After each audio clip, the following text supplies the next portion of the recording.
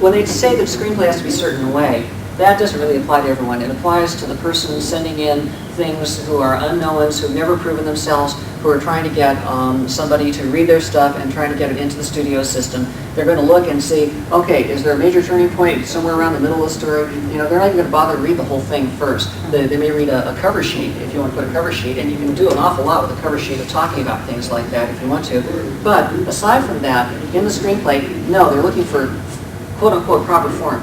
Nobody in Hollywood writes with proper form once they're a working writer, okay? Once you're a working writer, you want to make sure it's formatted properly, but as far as whether it can be literary or not, I mean, you look at some of the greatest writers of screenplays, and they completely break what's supposed to be the form, and they write it like a book.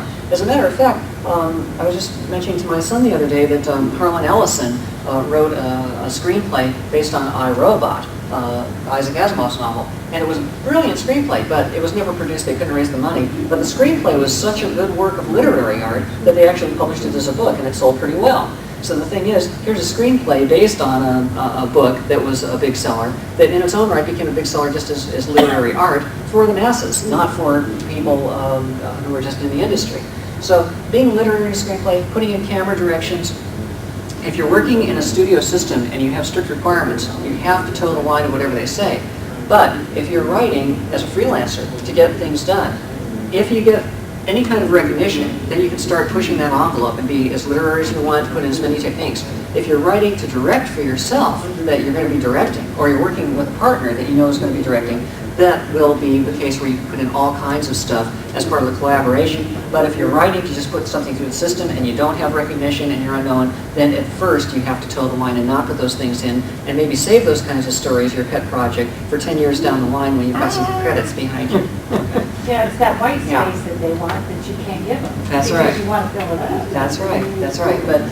But that's, you know, everyone starting in any business is limited. First they want to see how well you can do, like in figure skating, how well can you do the mandatory exercises, you know, and then go out and do the ice dancing, you know. It's like they don't want to just see if you can ice dance, you also have to do those things. So even for the professionals, they want to see that you can do that you know what you're doing, okay? But if you get enough name for yourself, they just assume you can do that, and then if you're doing something different, they see it as art instead of a mistake. Okay. In 5th grade class, creative writing, one time, I had this teacher who was really into creative writing, and I put in an intentional sentence fragment.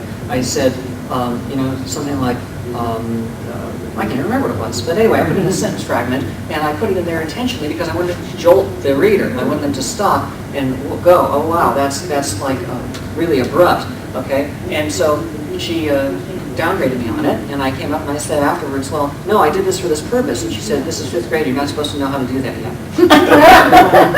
Same thing in screenplays, you know. When you have a name for yourself, when they figure you're a higher grade, then you can play around with it. Until then, you're not supposed to know how to do that yet.